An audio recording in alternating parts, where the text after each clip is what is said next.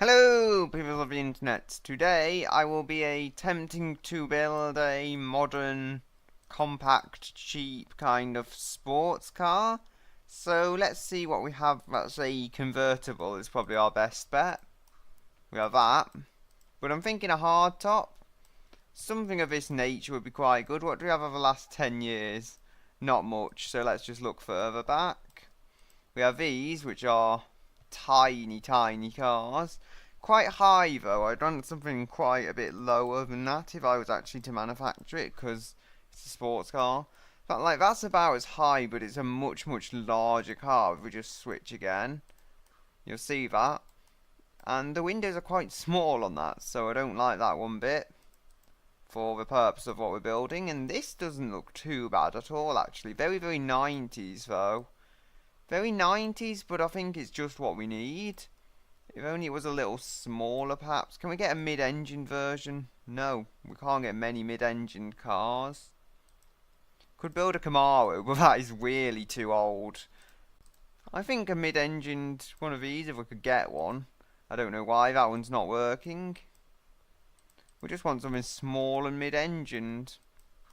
That's probably a more modern one, but again the windows are tiny, so I can't justify using that. That's again very old. There's only one body I can think to use, and it's this one. It's the only body I could think would be modern enough, yet still have relatively large windows on it, and a good amount of light in the interior. No, could bring that forward, yeah. That looks quite good. Although we could do better. No, bring the front out.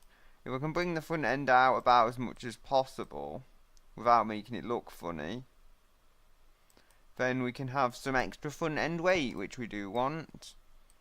Rear can perhaps be a little more angular. Oh, that looks like an old Mustang. But it works. Respective of what we're building here. So there we go, our basic body shell. I think that's finished for now. Now we want a unitary construction for this space frame, but I can't justify it. No, we're also not going front longitudinal, although we could. I don't think we want to. We want mid transverse, do we? Could go with rear longitudinal, but that's too much weight on the very back of the car. Now if we go to unitary, you'll see. I think we want AHS steel. It'll take longer to engineer and everything, but then we do want a lot of stiffness in this case, so it's the right material, I think, for the job. We want double wishbone on the front and rear. We could go with push rod, but we're not building a supercar, so I don't really see the point. Could go with McPherson strut, but then that would be a bit dated to have as front and rear suspension nowadays. And we want fiberglass, I think. Yes, it's going to be limited production, but so it shouldn't be ridiculously expensive if we just look at price.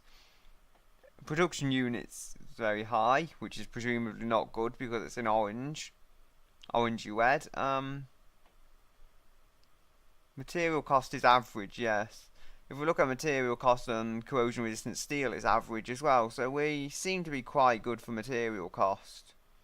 Same as all the other major materials.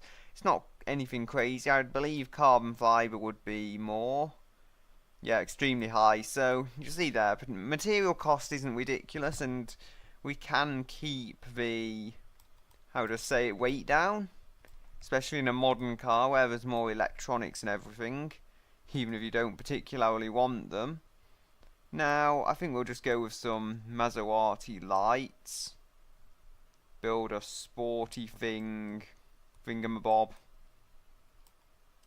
Come on, if I can put these in the right position, it could look quite good, actually. Come on, move. Can't seem to find the position for them to go in. There we go. We need a badge somewhere. That can be the nose of our car. We don't want a bonnet ornament because the way it would just tumble up the bonnet would be outright dangerous. Even if we could have one, which I think it would be outlawed anyway by this point in time. Same as the pop-up headlights. It looks a little odd at the moment, but it is going to become more logical, let's say. I mean, we shouldn't need to go too crazy. Give it a little mouth here. Or grill is probably a more accurate term, but to me it's a mouth. It looks crazy. Maybe it should have chrome. Nah. And we need some indicators of sorts. Just stick some there. Probably a bit too square, but they work. Or we've already got one on the headlights. So actually, headlights, they can become bonus lights. Like these ones. There we go. Expand that outwards so it doesn't look quite so funny.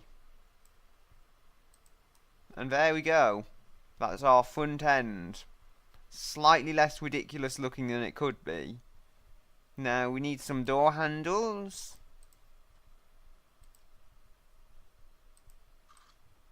I'm doing this on record because it's not going to take very long compared to other cars where I've had to add chrome and stuff.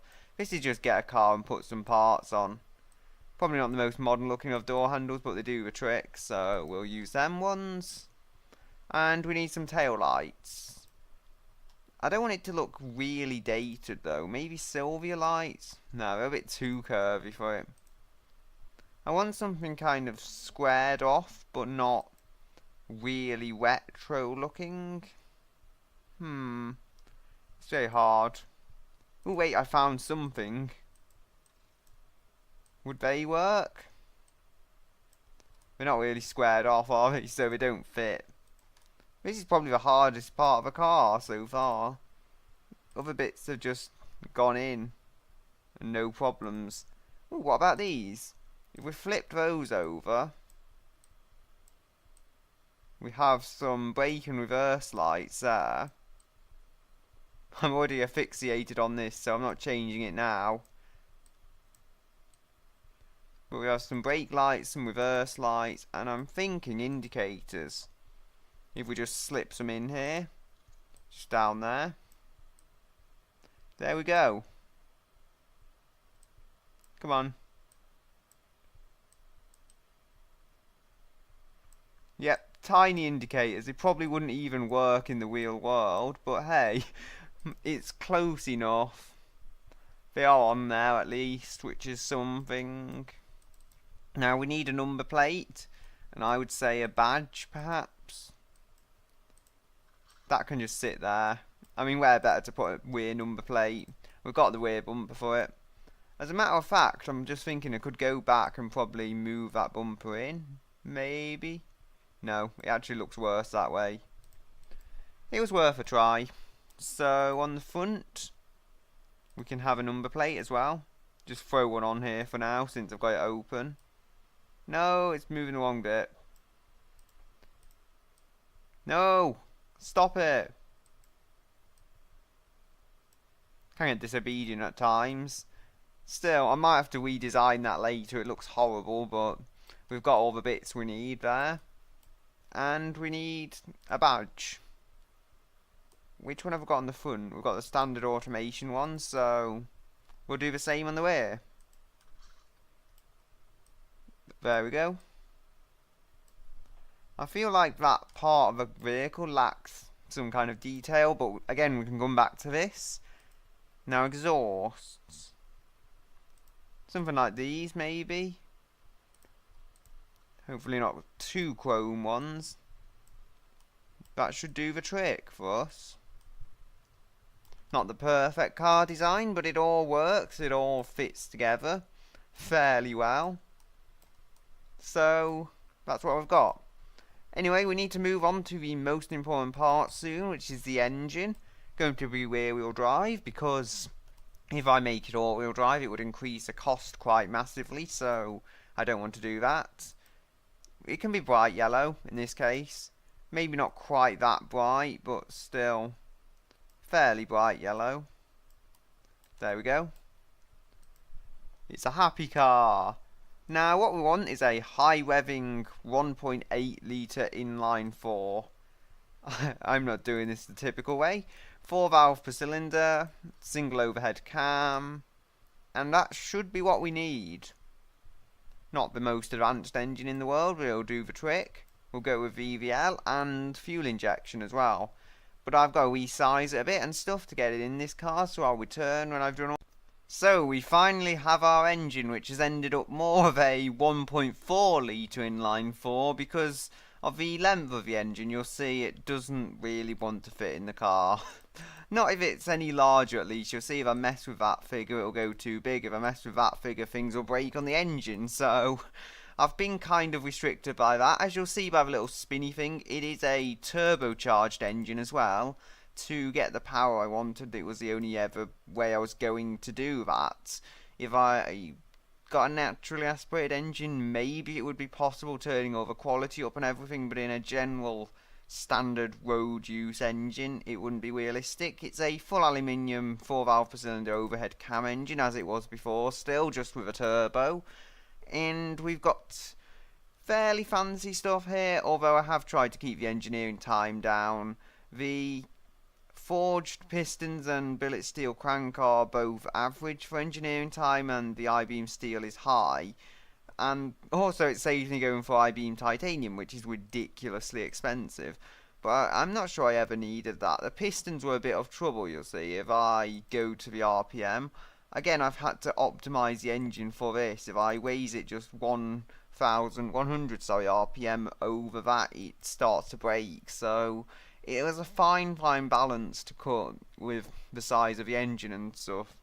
It was around 60 cc's larger originally. I'm surprised I didn't lose more in trying to get it to work as I wanted it to with the performance index. You'll see the performance index is lower on either side of it, so that is the right RPM to run at. We have massive turbo lag. There's not a way around that I can think of while still getting the power. It's fairly high revving, actually very high revving for a turbo engine. It did make the power lower down than it is now, though. It wasn't always making it 8100. That was only with a few final refinements I managed to get that. You'll see we've got water, air, medium. We can lose loads of power by going off that. We probably don't need water, air, medium, but I just maxed all this stuff out in the hope of getting the most power possible from it. I wonder what the engineering time average. Oh, that's okay. We're not running huge amounts of boost like certain engines. It just didn't seem to do us any particular good. Now think about it, maybe I could rev it higher, I don't know, make it more reliable. But I reduce the performance index. Let's not do that then. We've got throttle per cylinder multi-point electronic fuel injection, which is a lot cheaper than direct injection. Hence why I chose it. And look, you'll see here the power difference isn't massive. It's actually exactly the same with this current setup. Or is it because I'm just going on single? No, it's exactly the same. Okay. Now, I've got a massive exhaust. It was larger at one point, but 4 inches is working for me now. And I've got an exhaust designed for economy and refinement. As you do on a sports car. I could probably go with something crazy, but hey, we want it to be quiet for the time being.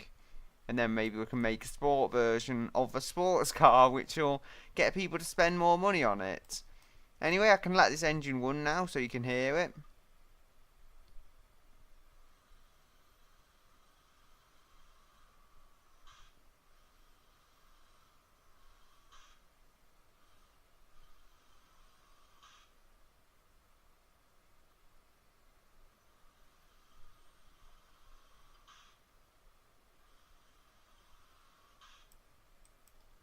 Okay, so you get really less than 500 RPM to use your power. 5,000, sorry. 500 would be a very terrible power band. Less than 5,000 RPM to use the power you've got from this engine. So the turbo lag is annoying, but as I said, I wouldn't get the power. I'd be 50 horsepower down on this if it weren't for the turbo lag. I did try and keep it around 4,000. It did slip back a bit, but overall, I think I've done a decent enough job with that. Remember, it is only a 1.5 litre engine. The max I've been able to get from a 1.1 litre engine was about 300 horsepower, and that's with all the quality turned up. So I think for a generally mainstream engine, it's not too bad in its own right. Now, the transmission is just going to be a standard manual, I think, or we could go with sequential. Nah, manual. Saves a bit of weight. Should only need a 6-speed with this. It's nothing madly overpowered or anything of the like. 187 for that setting, and it gives us 175 top speed. I'm not sure what that will be once I factor the cooling in, and especially if I've changed that grill by the end of the video, who knows. But I think we're going to go with a differential, hopefully one that's decent for comfort and all that. Electric is massively overpriced, I won't be buying that, so it's either geared or vicious. Drivability is low with vicious. Sportiness, comfort and off-road are pretty good. Yeah, I think I'm going with geared. It's not very comfortable apparently, but it's a sports car, so we can get away with a slight loss of comfort in this case. And time to move on. Now, we want some sport. No, we don't need sport tyres. Too expensive. We'll go with medium. Just slightly wider medium. The important thing to remember is it's not a 300 horsepower supercar here, so we don't have to have maddeningly overpowered cars. Ooh, look at that for balance. 265 front, 245 rear. That would be horrible. We're going to go with 225 front, 245 rear, I think. It doesn't need the massivest, if that's even a word, wheel stagger being a mid-engined car, but we still want something there. I think I'll have a wider track on the front though. Maybe wider track, I don't know, it looks about the same to me. If we could bring that out just a little more. Oh no, it won't let us bring it out more. I think it looks okay. It's not too stupid. There's our engine. It looks really crammed in there tightly, but you know, it's a tiny engine. It looks bigger than it is, I'd say. Just because compared to the width of the car, it is bigger than it is. Anyway, we have to go with alloy or magnesium. It is limited production because it's fiberglass, so we can go with slightly fancier wheel technology. I don't think we'll go as far as carbon fibre. They're limited production, so presumably even less volumes than this, but I think we can get away with magnesium wheels. Now, what wheels do we choose? These ones? No. We want them to be relatively large, but it doesn't matter too much. Like, we're going to be putting massive brakes on this thing, I think. Or massive compared to some of the things I've built, at least.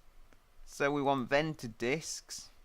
I think 3-piston vented discs. Got to keep one eye on price. I'm not going to exceed 500 with either set of brakes. That's my new rule I've imposed on myself. Well, 300mm are absolutely massive, but they should do fine just because we're building a sports car here. We're not building an economy car. And we can just have some 2-piston solid discs on the way of about 230mm. That should do a good job of getting this thing slowed. And how expensive are we looking? Looking quite good. We're over 500 all in all for each set of brakes, but they're an important element on a sports car, so I think we can get away with that. We're not going crazy $1,500 on the brakes, though, so I think we can just about cope with it. Should we go with that? No, that's limited production. We can go with fully clad, though. Very high engineering time, but that's okay. I did say I wanted to avoid a high engineering time in the engine, but then remember we may use this engine in other cars, so we do want to keep that reasonably mass producible, even if in this case it doesn't need to be reasonably mass producible. Cooling airflow is dreadful, and I mean absolutely dreadful, but I'll come back to that, so we should get away with it. I think what it is, I've got all this ventilation on the front and nothing on the rear, despite being a mid-engine car, because I'm getting used to building front-engined ones, so I just get used to having a grille there, and it does everything you need a grille to do. I think we'll have a sport interior perhaps, but I may go back to premium, because sport is expensive. And we should only have basic infotainment. I mean, we've gone with a fiberglass, so we might as well go at least some way to keeping this thing light. And we'll have power steering, anti-lock brakes, traction control, electronic stability, and launch control, because no one can drive anymore. No, but seriously, with all that turbo lag, we're probably going to need the assist to keep this under control. I think we want standard 10 safety. Keep the weight down again, but it should still be relatively safe, so nothing to get overly crazy about there. I think we want some suspension. Hydro-pneumatic. Takes ages to engineer, apparently. Maybe we don't want that then. Air suspension doesn't seem very relevant for a sports car, but I build wobbly barges, so that might be what I do. See how the pricing comes out. Engineering time is high for these semi-active sway bars then, because we don't want the very high engineering time. At least keep it able to be manufactured and designed in a certain amount of time. I mean, I probably will change this, remember. It's all just for now. And as I said, the cooling. So I'm going to leave that front grille for now because it does function at least. I'm going to go and just add grills on. Or vents, should I say. Probably a more relevant feature to add to it. I think this part of the vehicle is actually designed for vents, so if we can do this properly, we can just have some vents there. But it doesn't seem to be liking me vents. Just going there. Come on.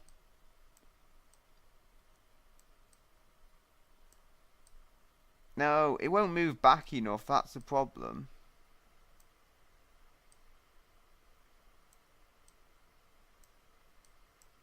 Come on, make it smaller and try a bit there. There we go. It's not perfect, but it fits. It's close enough. So we need some more vents on the very back of the car, perhaps. Maybe some on the back of the engine bay. Like these. Just have that black grille inside. Ferrari. Yo. Ferrari copy. That should help. And we'll have some vents on the top of the boot as well. Or maybe actually just have a grille. Which seems strange until you're actually going to see it. Then it'll make sense. So you can just have a grille at the bottom of the rear window. Like so. I think if we put blue around it. Oh no, that's a fake one. Oh, I'll just use that one. It works well enough. So let's see if we have the required cooling now. Probably more than required cooling, let's be honest. Yep. We need to remove some vents now.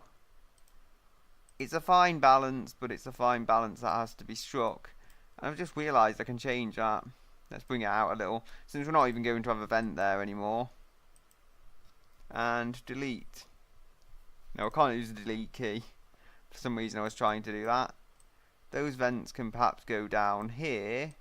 Smaller.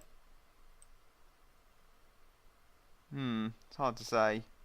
Actually, if I bring them down, this could work.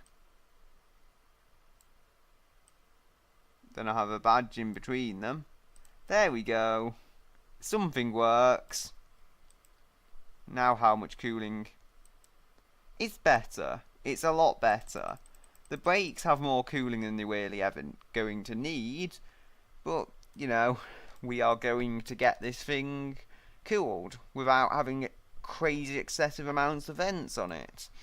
How that air would even cool that engine properly, I don't know. Maybe the radiator's in a funny place, like just under that vent. Because all the air's going behind the engine, as a matter of fact. That isn't really good. Or is it behind it? It's hard to say, but it looked like it was behind the engine. Maybe above parts of it, but still, it's not in the ideal position, is my point I'm making. Now, we need to go back to the gearing, actually, to make sure the top speed is done properly. 166 is far from the quickest in the world, but for a small 200-ish horsepower vehicle. It's not too bad. I'm not sure how much this weighs though, or how much it costs. That's the problem as of yet. Wait, it just said it back there. Come on. 1028 kilos. Not the hugely light sports car we might have hoped for, but I'm happy with that. You know, it's fairly light still. Lighter than a lot of super minis on the market today by quite a fair margin. So, I say super minis. Is it super minis? City cars would be lighter, but super minis would be heavier typically. Now, I'm just thinking downforce, that was it. And I'm stuck on the engine menu. But the downforce is important. It's a sports car, so we need really a lot of downforce if we can. Just hopefully get this right. Oh dear. It's okay, but I think we need some more parts to help the downforce. Now, find the menu. There we go. We need some lips. So I think we can go with this one. I'm just thinking the black plastic doesn't look great, but I don't want to spend ages on the design of this. I just want to get a functional design that works. I don't even like that grille anymore, but it's functioning, so I probably won't change it for this video. And we'll have something on the rear as well, so we can have a rear wing. Let's just put a Countach wing on it. It actually works kind of well. Dare I say it? It kind of goes with the crazy look of this. So that should give us a lot of downforce if it's been done properly. Oh yes, 27.7 rear. What's the weight balance though? There's a lot of weight on the rear, but there's some more rear downforce. Yeah, that seems to balance out fairly well actually. Now the markets we have to look at. Oh dear. I think we'll go with some simpler suspension and maybe just a premium interior because we have taken some things a bit too far. Now, wait, what we're really looking at? Premium interior and suspension. See if that puts us back. Yeah, there we go. Progressive gas monotube and semi-active. Still set up for comfort because we're not talking a crazy fast sports car. It shouldn't really need sports suspension desperately. It's also quite low, so it's got a fairly low centre of gravity to it. And that's always nice to know. Now, I think the weight balance is slightly worse, and the weight itself is about the same. But how about the price? Oh yes, much, much better. Although we still want to turn a profit, even if not a lot, while still keeping it under $15,000. So that's the question, how are we quite going to do that? Now, the time to engineer this is very high, so if we go with perhaps a less stiff chassis, it's not stuff I want to do here, but I believe they're the same for corrosion. Engineering time is high on both of them though. How about cost? Material cost is average on that, so we'll try that. Could also try something less special than fiberglass, I guess. Like aluminium, but then it will probably put on weight. Just compare how much they weigh, I guess we could say. 392.9 kilograms. And yeah, that's fairly close actually in the grand scheme of things, so if we can save a bit of money like that. Yes, look at that. We can get 1,000 less than I was originally thinking we could get it for. And that may be good actually. Maybe we can go back to a sport interior now, with presumably more luxury interior materials. But we'd have to accept a lower profit margin. But there we go. For $15,000 it seems like quite a good deal. And it has got the interior to match for once, although it has put weight on. Probably thanks to the chassis and the aluminium bodywork, but it's not particularly terrible. And have we still got our downforce? We've got a bit more frontal weight back, so it's come back into balance. And we have still got our downforce, that's good. So tuner suspension for comfort again, because things have changed. And I'm going to take it around the test track now and see how it does. So I'll join you when I've returned. Okay, so we've got a time from it. I also did readjust the gearing a little because it was quite strange actually. It goes 145 miles per hour here, as you'll see, and 5 seconds it takes to get to 60, which isn't too bad. I'd say it could do better, but remember there is a lot of turbo lag with this thing.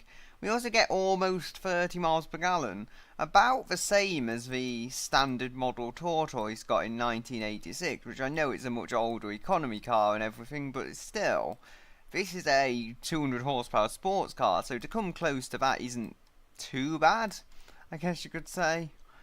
A yesteryear's economy car is triumphed over by a modern sports car. Admittedly, the turbo lag probably helps. You can just like settle into the turbo lag and let that do all the work, or not do all the work, as it so is, because you're not really doing anything. Anyway, the time is a 2 minutes 20.67 time.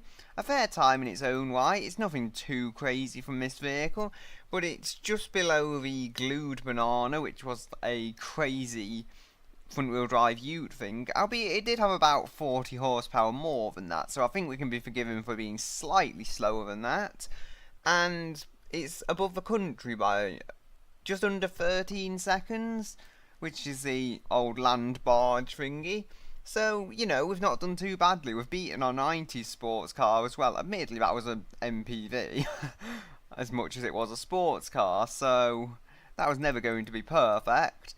But nonetheless, I think this car and the combination of a fairly light yet powerful engine and rear wheel drive has given it good grip, and overall I'm happy with it. And you know, I wish I could have just pushed it that bit further and beat the glued banana. Again, the engine might be to blame here, or moreover the fact that it's only a 1.4 litre engine. I mean, that's never going to help. I could have also gone with dual overhead cam if I desperately wanted to, but I'm not too bothered it was beaten by the glued banana. It's saddening, but it's not the end of the world by any means. So, with that, I'm going to show you the markets again. Yep, it stayed the same. Nothing much to mention there. We don't make much profit on it, but hey, we are turning a profit. It's better than the old minis in that respect. The weight balance is, well, it rounds to 61% rear, so nothing too bad there. It seems fairly sporty and fairly drivable. It's not that great for comfort, sadly. But you know, what can I say? If we went with sport suspension, we could go even quicker, I reckon, though. So maybe I'll try that someday.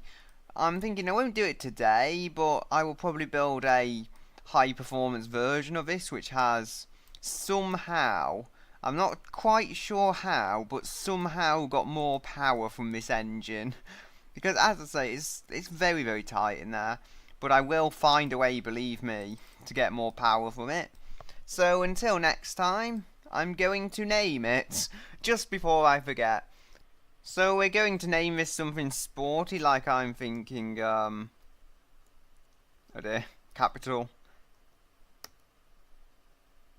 Speedy me Bob. Yes, that's the name. Speedy me Bob. The trim level can just be called Sport, because it's a sport version. We can do a high performance sport or something later. This engine can be called the HR Dragon Tail, and the variant can just be standard. Because, as I said, I'm going to make a version with more power. This is just the current standard version of it. So this is what I've got for today, and until next time, goodbye. Until another day.